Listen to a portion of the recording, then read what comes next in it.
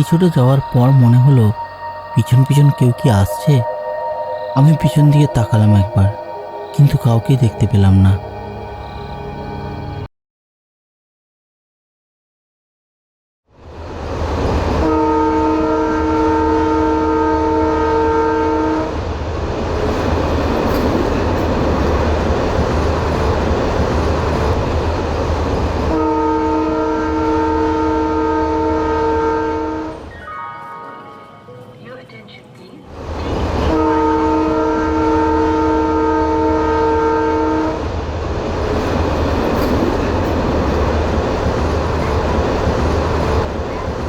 Train যখন পান্ডুয়া স্টেশনে এসে থামলো, তখন এই সবে সন্ধে নেমেছে। ট্রেন থেকে নেমে দেখলাম স্টেশনটা একেবারে খালি। কাউকে ট্রেন থেকে নামতেও দেখলাম না। স্টেশনের ঘড়িতে চোখ পড়তে দেখলাম ঘড়িতে তখন 7:30 বেজেছে। আশ্চর্য, এত তাড়াতাড়ি স্টেশনটা জনমানবহীন হলো কিভাবে? একেই তো বলে পল্লীগ্রাম, সন্ধে নামতে না নামতেই চারিদিক পুরো ফাঁকা হয়ে গেছে। আমি যাব চাঁদপুর, সেখানে আমার মাসির বাড়ি। আমার মা কটা দিনের জন্য এখানে এসেছেন, কাল তাকে নিয়ে বাড়ি ফিরতে হবে। তাই শনিবার তাড়াতাড়ি অফিসের কাজ শেষ করে সোজা এখানে চলে এলাম। স্টেশন থেকে বেরোতেই যাব, এমন সময় কোথা থেকে জানি না একটা লোক আমার সামনে এসে উপস্থিত হলো। আচমকাই লোকটির সামনে আসার জন্য প্রথমটা আমি একটু ভয়ই পেয়ে গেছিলাম। তৎক্ষণাৎ নিজেকে একটু সামলে নিয়ে জিজ্ঞাসা করলাম, কে আপনি? আমি স্টেশন মাস্টার। তা মশাইয়ের কোথায় যাওয়া হবে? এই চাঁদপুরের দিকে যাব। সে তো এখান থেকে প্রায় 6-7 মাইলের পথ। এত দূরে রাতে যাওয়াটা কি ঠিক হবে? শুনেছি স্টেশন থেকে নাকি অনেক রিক্সা গরুর গাড়ি পাওয়া যায়, তাতে করেই না হয় চলে যাব। হ্যাঁ, আপনি ঠিকই শুনেছেন। আপনিও পেতেন যদি এর আগের ট্রেনটায় আসতেন। তাছাড়া সন্ধ্যের পরে এই স্টেশনে খুব একটা লোক থাকে না। আপনি এখানে নতুন, তাই কিছু জানেন না। আমি লোকটার দিকে তাকালাম একবার। কোনো পাগল তাগল নয় তো? এই ভোর সন্ধ্যাবেলায় কার পাল্লায় যে পড়লাম কে জানে। এইসব কথাই ভাবছিলাম। তারপর লোকটা আবার বলতে শুরু করলো, দেখুন, আপনি এখানে নতুন, তাই আমার কথাগুলো শুনে আপনার আমাকে পাগল ভাবাটাই স্বাভাবিক। তাও বলছি, রাত বিরাতে যেতে হবে না। এই স্টেশনেই আপনি আমার সাথে থেকে যান। এখানে রিক্সা চালকরা রাতে পিশাচের রূপ ধারণ করে। এই তো কিছুদিন আগেকার ঘটনা। এই গ্রামেরই ছেলে খগেন, সে কলকাতায় কিসের একটা কাজে প্রতি শনিবার 5:40 ট্রেনেই বাড়ি ফিরে, আর কয়েকজনের মতো। কিন্তু সেদিন ফিরতে তার একটু দেরি হয়ে যায়। সে আপনার মতোই 7:05 ট্রেনে বাড়ি ফিরে। কি খগেন, আসতে তো দেরি হলো যে? আর বলবেন না স্যার, অফিসে আজ ম্যানেজার ছিল না, তাই সব কাজের দায়িত্ব আমার উপর এসেই পড়েছিল। সেইগুলো সারতে সারতে অনেক দেরি হয়ে গেল, তাই হাওড়াতে এর আগের ট্রেনটা পেলাম না। সবই তো বুঝলাম খগেন, কিন্তু তুমি তো জানোই গ্রামের অভিশাপের কথা। একা একা কি তোমার এত দূর যাওয়াটা কি ঠিক হবে? হ্যাঁ, বুঝতে পারছি আপনি কি বলতে চাইছেন, কিন্তু আমার কোনো অসুবিধাই হবে না। আমার কাছে একটা টর্চ আছে, টর্চ জেলে আমি দিব্যি চলে যেতে পারবো। দেখো খগেন, তুমি না হয় আজ রাতটা আমার কাছেই কাটিয়ে দাও, কাল না হয় ভোর ভোর যেতে পারো। না না স্যার, আজ বাড়ি পৌঁছাতেই হবে। মা অপেক্ষা করে আছে। আগের সপ্তাহে আবার বাড়ি যাওয়া হয়নি। আপনি কোনো চিন্তা করবেন না, আমি ঠিক চলে যেতে পারবো। সেই দিনই আমার খগেনকে শেষ দেখা। পরের দিন কোলেপুকুর শ্মশানতলায় খগেনের মৃতদেহ পাওয়া যায়।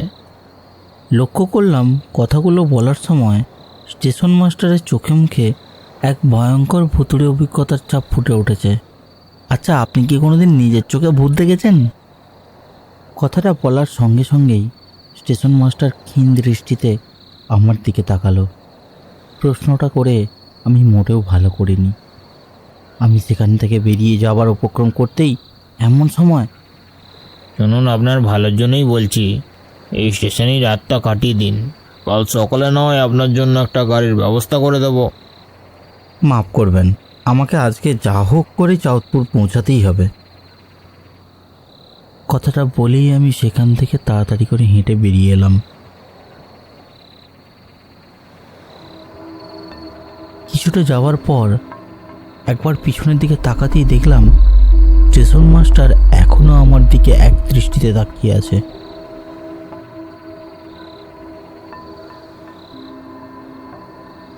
স্টেশন মাস্টার এই গ্রামে থাকতে থাকতে পুরো ভূতরসিক হয়ে গেছে দেখছি।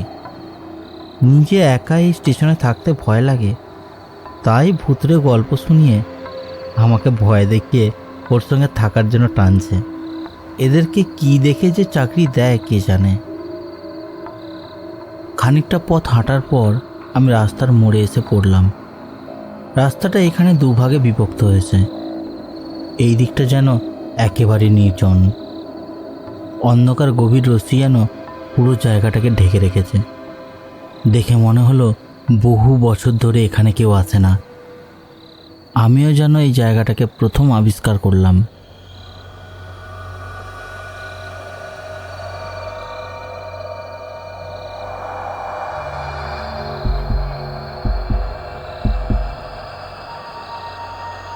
কিছুটা যাওয়ার পর মনে হলো পিছন পিছন কেউ কি আসছে। আমি পিছন দিকে তাকালাম একবার, কিন্তু কাউকে দেখতে পেলাম না। তাহলে কি আমার মনের ভুল? তাই হবে হয়তো। আমি আবার চলতে শুরু করলাম। খানিকটা যাওয়ার পর কিছু লোকের চেঁচানোর আওয়াজ কানে এলো। আমি আবার পিছন দিকে ঘুরে তাকালাম। এবার আমার একটু ভয় মতো লাগলো, কারণ এইবারও আমি কাউকে দেখতে পেলাম না। কিন্তু না, আমি স্পষ্ট আওয়াজটা শুনেছি। আমার ভুল হতে পারে না। কিছুক্ষণ আমি একইভাবে ওখানেই দাঁড়িয়ে রইলাম। মনে হলো যেন ইহজগতে আমি আর নেই। আমি যেন এক বিচিত্র ভয়াবহ পিশাচ নগরীতে এসে পৌঁছেছি। তারা যেন আমার আশেপাশেই আছে, আমায় প্রতিটি মুহূর্ত লক্ষ্য করে যাচ্ছে। তাদের অদৃশ্য হাসি বারবার কানে বেজে উঠছে। আমি সেখানে দাঁড়িয়ে না থেকে দৌড়াতে লাগলাম। ছুটতে ছুটতে দূরে একটা অশ্বত্থ গাছের নিচে দেখলাম একটা লোক দাঁড়িয়ে আছে। আমি তার দিকে ছুটে গেলাম। জানি না সে আদৌ রক্ত মাংসের মানুষ কিনা। যা হবে দেখা যাবে। একজন তো নজরে এলো। আমি ছুটে তার কাছে গেলাম। লোকটি সন্দেহ দৃষ্টিতে আমার দিকে তাকালো। আরে আরে আরে, আপনার কি হলো মশাই? আপনি ছুটছেন কেন?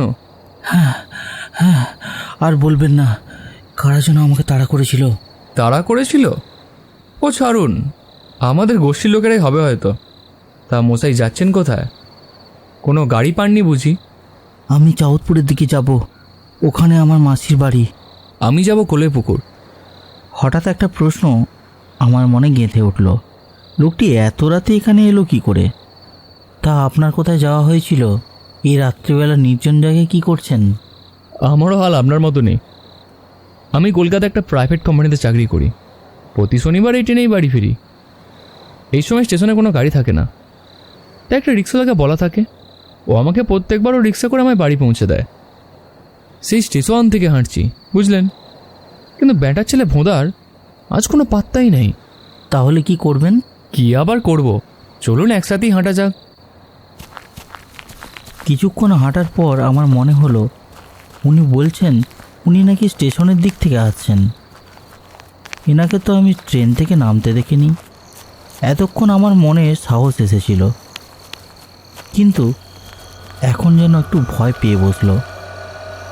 আমি যার সঙ্গে হাঁটছি উনি আদৌ মানুষ তো? আরও কিছুটা হাঁটার পরে দেখলাম দূরে একটা লোক রিক্সা চালিয়ে এইদিকেই আসছে। ওই তো আসছে ভোঁদা। ভোদা রিক্সা চালিয়ে আমাদের সামনে এসে দাঁড়ালো। এই দাদাবাবু, একটু দেরি হয়ে গেল। কোন জাহান্নুমে ছিলি তুই এতক্ষণ? এই পাশের গ্রামে নিধিবাবু মারা গেছে, এই তাকেই একটা বড় বট গাছের কাছে নামিয়ে দিয়ে আসি, দেরি হয়ে গেল। নতুন প্যাসেঞ্জারকে পেয়ে তো দেখছি পুরনো প্যাসেঞ্জারকে পুরো ভুলিয়ে গেছিস। এই ক্ষমা দাও দাদাবাবু, এই ভুল আর কখনো হবে নিকো। এতক্ষণ এই দুইজনের আশ্চর্য সব রাগ বিদ্বেষের কথোপকথন শুনছিলাম। হঠাৎ ভোদা আমার দিকে তাকালো। দাদাবাবু, ইনি কে? ইনি ইনি তোর নতুন প্যাসেঞ্জার। মশাই আবার চাউতপুরের দিকে যাবে। এবার মনে হলো আমি যেন একটু একটু বুঝতে পারছি যে কাদের পাল্লায় পড়েছি। পর মুহূর্তেই সেই লোকটি আমার হাতটাকে শক্ত করে ধরল আর আমাকে টেনে নিয়ে রিকশায় তুলে দিল। কিন্তু এ কি, ও হাত নাকি অন্য কিছু, যেন বরফের পিণ্ড। এত ঠান্ডা হাত কি কোনো মানুষের হতে পারে? ভোদা এবার ঝড়ের গতিতে রিকশাটা চালাতে শুরু করলো। দাদাবাবু, আপনি ওই শ্মশানের নিম গাছটাতেই থাকবেন তো? হ্যাঁ, তাছাড়া আর কোথায় থাকবো? ওইখানেই তো আমি আর তুই পিছে গিয়েছিলাম। হ্যাঁ, তার বলতে। তা মশাই, আপনি মারা গেলেন কিভাবে? আর বলবেন না দাদা, আমার নাম খগেন, খগেন কোলে। আমার সেই কোলে পুকুরে বাড়ি।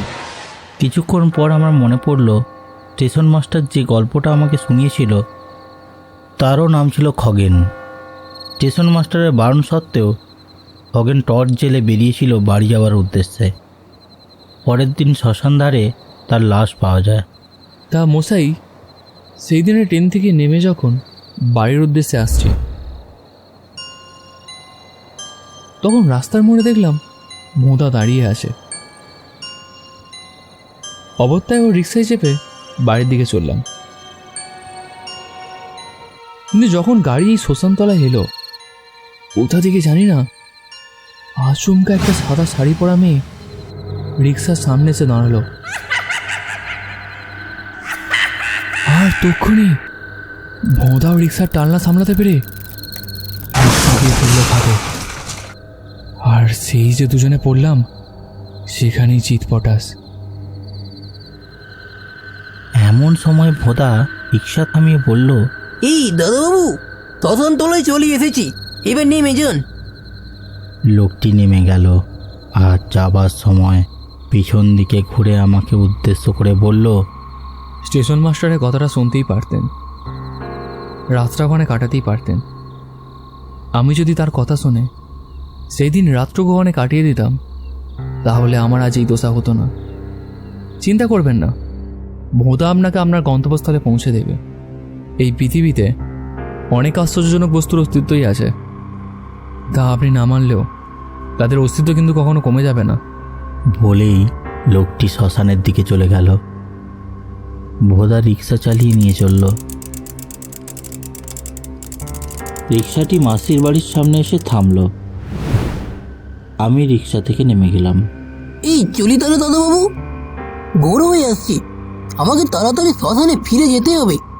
কথাটি বলেই ভোদা চলে গেল। আজ বুঝলাম পৃথিবীর সব অদৃশ্য শক্তি মানুষের খারাপ চায় না।